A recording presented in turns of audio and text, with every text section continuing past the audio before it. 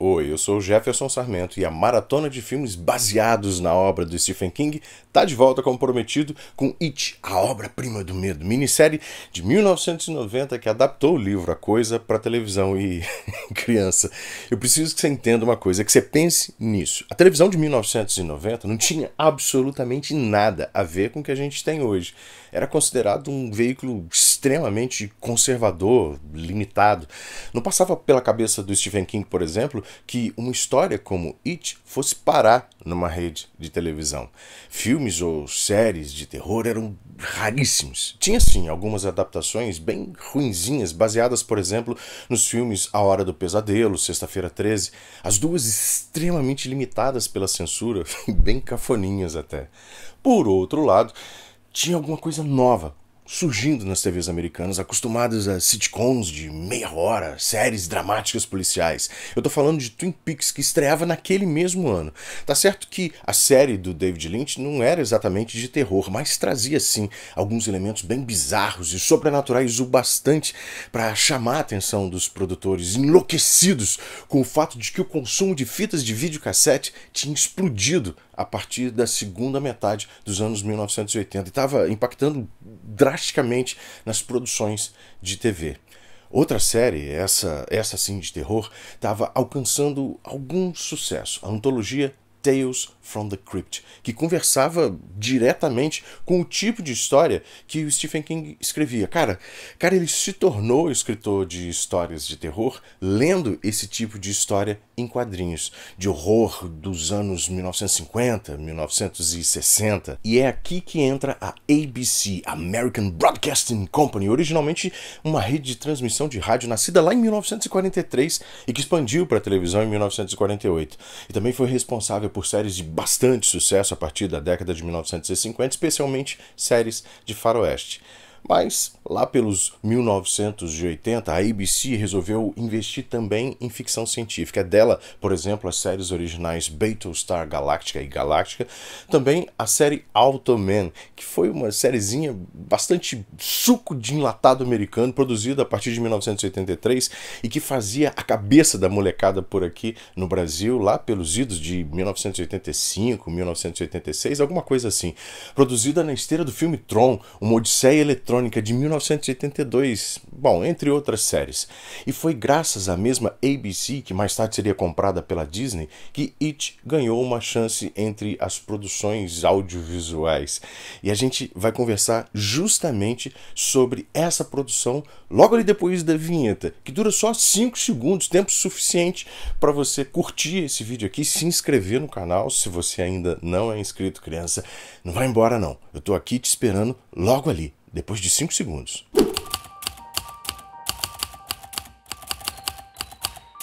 A gente começa a história da produção de It com esse cara, o Larry Cohen, que tinha sido responsável nada menos que pelo roteiro de Carrie, o filme do Brian De Palma lá de 1976.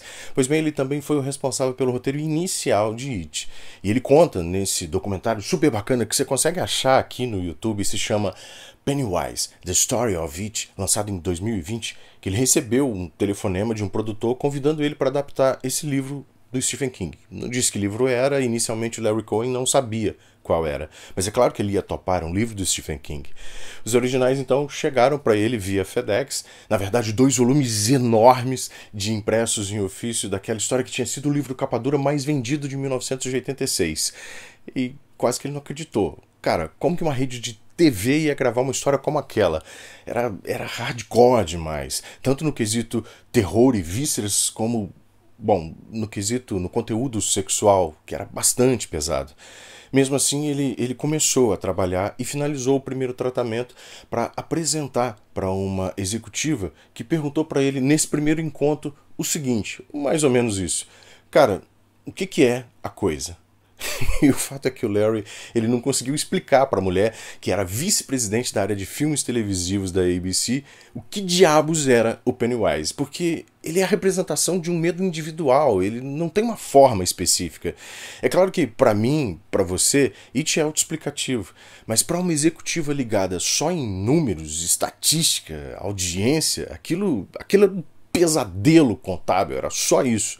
O Larry então saiu desse primeiro encontro completamente frustrado. Mas antes de chegar em casa, numa viagem de avião entre Los Angeles e Nova York, ele percebeu que tinha um cara, umas poltronas à frente da dele, que estava, olha só, esse cara estava folheando o seu roteiro para It. O roteiro que ele tinha escrito para o livro do Stephen King. Esse cara era um sujeito chamado Bob Iger, e se você não tem ideia de quem é Bob Iger, basta eu te dizer que em 2000 o Iger se tornou o presidente da Disney, de todo o conglomerado Disney. E foi esse cara que pilotou, por exemplo, a aquisição da Pixar, da Marvel, da Lucasfilm nos anos que se seguiram. E bom, foi esse cara que disse para o Larry Cohen: nós vamos produzir esse filme. Com o roteiro quase pronto, entra em cena George Romero, que a essa altura eu acho que dispensa apresentações, mas vai lá.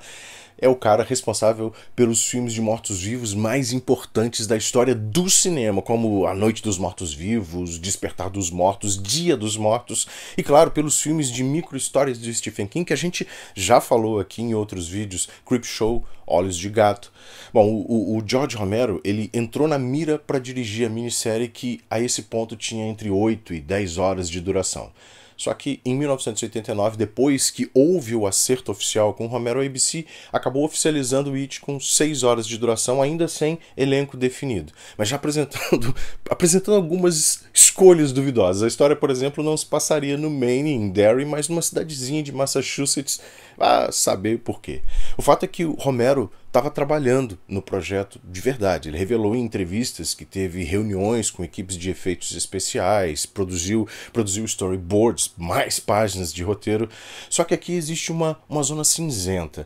Alguns executivos diziam que It não era um projeto totalmente certo ainda não. Talvez a longo prazo, quem sabe. O que foi empurrando a produção para um limite que o George Romero não conseguiu acompanhar. Ele estava envolvido no remake de A Noite dos Mortos-Vivos e teve que simplesmente largar o osso. Uma perda, eu acho, pelo menos. Imagina o George Romero dirigindo o It com o pessoal de produção garantindo uma pegada meio conta comigo para a camada dramática da história. Na verdade, o que eu acho é que parte dos executivos era medo do terror gráfico que o Romero colocaria na história. Então eles acabaram chamando outro cara, esse cara chamado Tommy Lee Wallace, para ocupar a vaga. Entregaram então o roteiro do Larry Cohen para ele e acertaram tudo, acertaram um contrato. Só que tinha um problema. O Wallace não gostou da segunda parte do roteiro.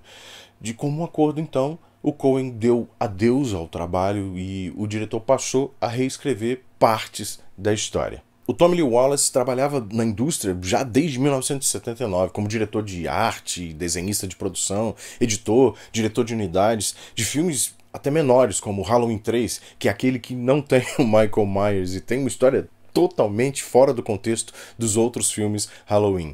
E de alguns episódios também de séries como Além da Imaginação, o doido Max Headroom, mas também tinha dirigido a ótima continuação de A Hora do Espanto 2, de 1988. Quando ele assumiu a direção de It, ele tomou o projeto como se fosse dele, de verdade. Só que tinha um detalhe, ele não tinha lido o livro até aquele momento. A primeira análise que ele fez do roteiro, do Cohen, deu para ele uma noção de que tinha alguns problemas de andamento ali naquela história. Para ele, as pessoas envolvidas com a produção, até aquele momento, elas eram envolvidas demais também com o livro. Quando ele começou a trabalhar no roteiro propriamente dito, Tom Lee Wallace saiu encurtando cena, acelerando alguns temas, diminuindo abordagens que eu considero importantes, que a maioria das pessoas, dos leitores, consideram importantes, como a amizade entre os personagens, que acabou ficando bastante pasteurizada na versão que foi gravada, que foi para televisão. Outra baixa de guerra foi a cena em que a Bev e os garotos acabam se envolvendo sexualmente no final do livro. Sim, o Larry Cohen tinha colocado essa cena no roteiro. O próprio Stephen King odiou a maneira como os personagens pareceram meros fantoches em cena, sem profundidade, sem carisma real. A história de cada um deles, como indivíduos, ela praticamente desaparece na versão que foi para a televisão. O que nos leva ao elenco, ou à escolha dele propriamente dita, especialmente a escolha do Tim Curry como Pennywise. Outros atores estavam na mira da produção, como Malcolm McDowell, o cantor Alice Cooper, o Rod McDowell. Eles todos foram preteridos pelo Tom Lee Wallace, que cismou com Tim Curry. O Stephen King, por sua vez, ele estava com o pé atrás nessa escolha, por conta da ligação do ator, que era forte demais com filmes de comédia. O próprio Tim Curry, na verdade, ele estava bastante reticente de aceitar o papel. Em 1985, ele tinha interpretado aquele capetão vermelho do filme A Lenda com o Tom Cruise, e ele lembrava de ter passado horas e horas e horas com a equipe de maquiagem para se preparar para rodar as cenas em que ele aparecia.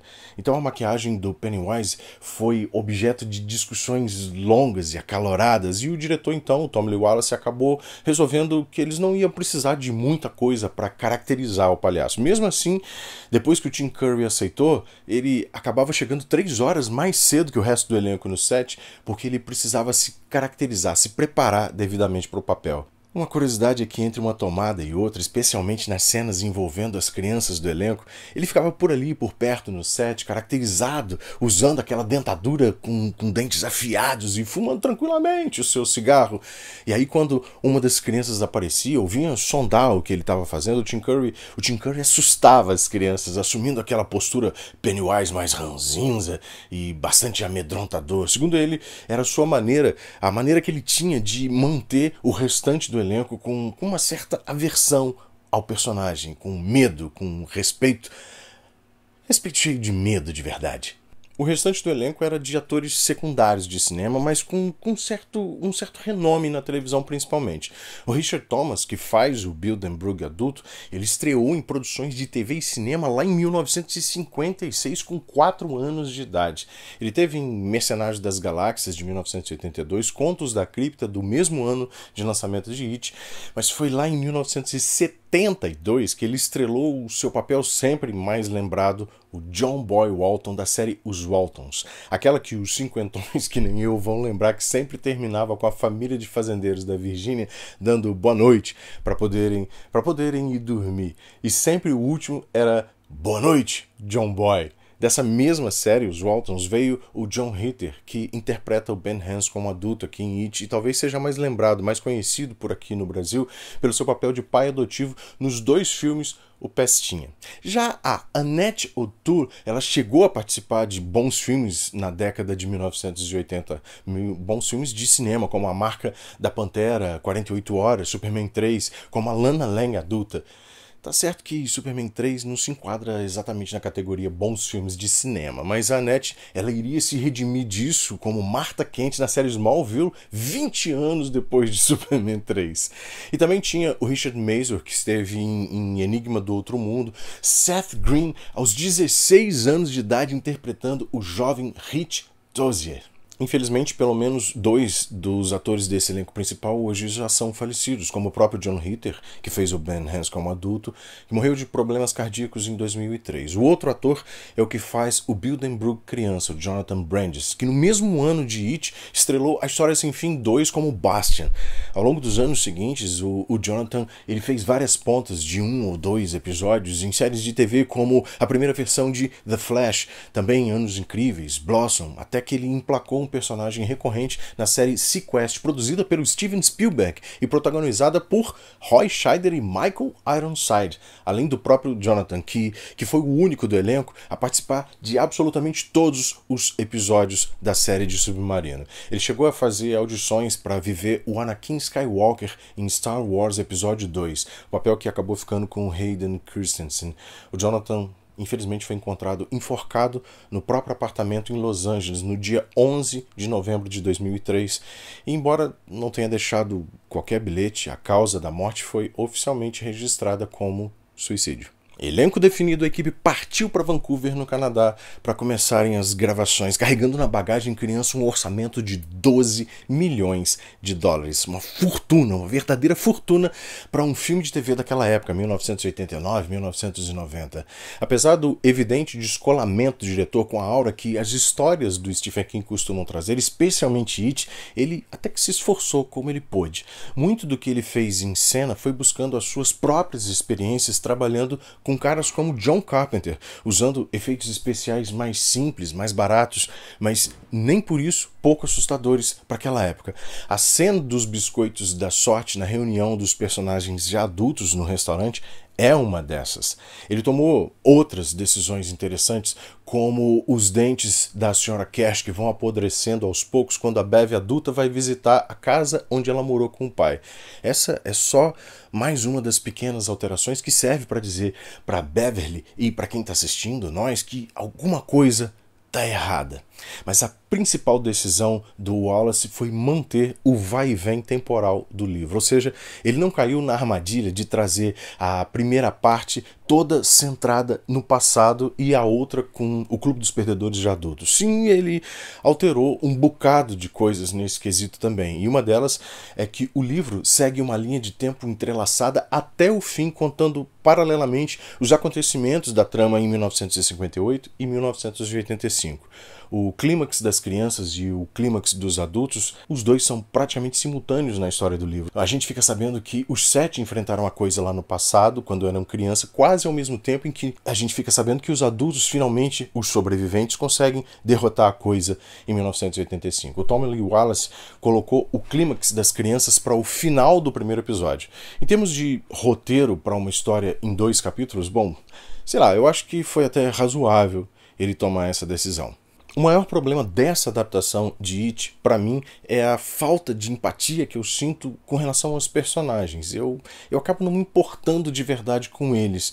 É claro que isso pode passar meio que despercebido para quem lê o livro e está acompanhando só a história, porque você acaba completando mentalmente o que as cenas e interpretações têm de menos. Você conhece aqueles personagens. O único momento em que eu me aproximei desses personagens, das crianças especificamente, é quando elas estão construindo a represa nos Barrens. Essa cena foi bem feita. No restante do tempo, os personagens são meio apáticos. Mesmo assim, eu considero It um filme corajoso, embora eu tenha severas críticas a ele, como as alterações na história e elenco que às vezes soa meio caricato ou superficial. Eu tenho que admitir que, para uma produção de televisão de 1990, foi sim um marco. Naquela época, existia um universo de distância entre o que se podia e o que se conseguia fazer na TV em relação ao cinema. Não tinha essa coisa de vísceras em horário nobre. A TV era extremamente restritiva, censurada. E teve mais. A ABC não queria que o Stephen King assistisse ao filme antes da estreia. Só que o escritor bateu o pé e disse que ele só ia falar do filme em entrevistas, por exemplo, se ele pudesse ver o que eles tinham feito com a história, que era tão cara para ele, uma história que ele passou 3 anos trabalhando.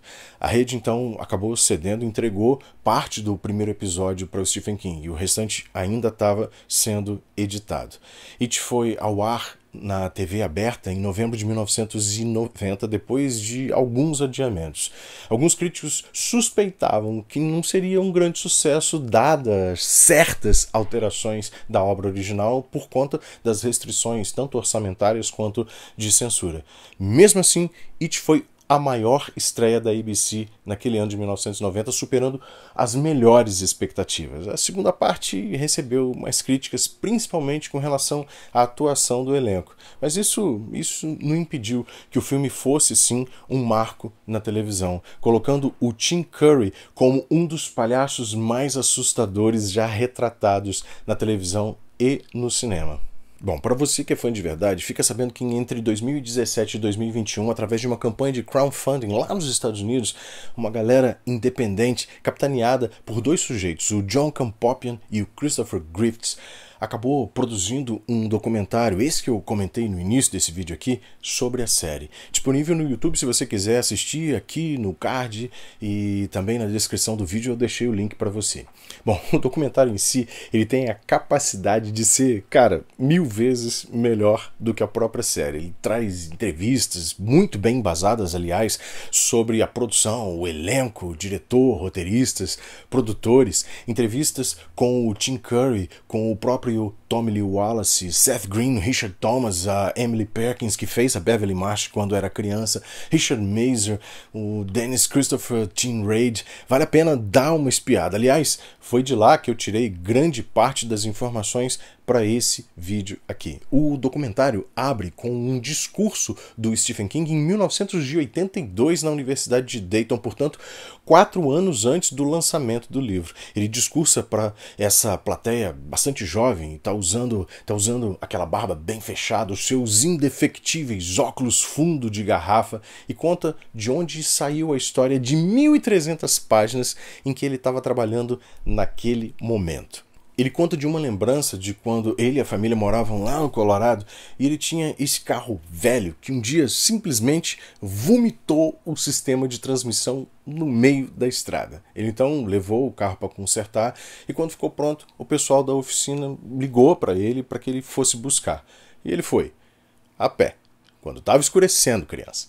Ele estava passando por essa ponte de madeira que tinha no meio do caminho, meio arqueada, ouvindo os próprios passos ressoando, quando ele se lembrou de uma história lá da sua infância sobre um troll que vivia embaixo de uma ponte e de cabras que iam atravessar essa ponte e são aterrorizadas pelo troll. Pois foi essa lembrança de um trecho de caminhada que ele tinha feito 5 anos antes desse discurso e que ficava indo e voltando nas suas memórias, que fez com que o Stephen King se sentasse e começasse a escrever o que, muitos anos depois, seria It, ou A Coisa. Sim, essa história do troll e das cabras aparece no livro quando o Ben Hanscom está na biblioteca. Ela também aparece mais tarde, mais próximo do final, numa lembrança do Bilderberg, lá bem pertinho do final mesmo. Salto final quanto à minissérie em si, depois de assistir pela sei lá que vez para fazer esse vídeo aqui, eu chego à conclusão de que, guardado o fato de que é uma produção para TV, feita em 1989, para ser lançada em 1990, bom, tem o seu valor. É condensada, está longe das 10 horas propostas quando o projeto estava começando. Tem escolhas estranhas, desvirtua a trama em certos momentos, troca a esposa do Ed Casbrack pela mãe dominadora dele, mesmo quando os personagens já são adultos. Usa o Mike Hanlon em explicações e diálogos expositivos demais para condensar a história. Elimina o ritual Shud e qualquer viagem interior dos personagens ao mundo sideral onde a coisa realmente habita, e eu acho isso primordial para a história. Mas, como eu disse, é uma adaptação algo corajosa para 1990. Eu acredito que foi o melhor que pôde ser feito naquele tempo para a plataforma em que foi lançada e para o tipo de projeto a que se propôs. Mas, bom, eu espero de verdade que você tenha gostado desse vídeo aqui. Se você sentiu falta de mais informações sobre o livro em si, eu deixo aqui no card final o link para o vídeo específico sobre o livro A Coisa, o vídeo que saiu na semana passada, em que a gente tem bem mais informações sobre as decisões narrativas que o próprio Stephen King tomou para a história do livro, a profundidade, o arco dos personagens. Bom, assiste lá. Por fim, deixa aqui embaixo o seu joinha, se inscreve no canal se você ainda não fez isso, para deixar o Jefinho ultra feliz e para não acabar recebendo a visita de, bom, alguma coisa quando a casa estiver escura e você estiver sozinho, alguma coisa que vive nos esgotos da sua cidade e aparece de 27 em 27 anos para se alimentar de você.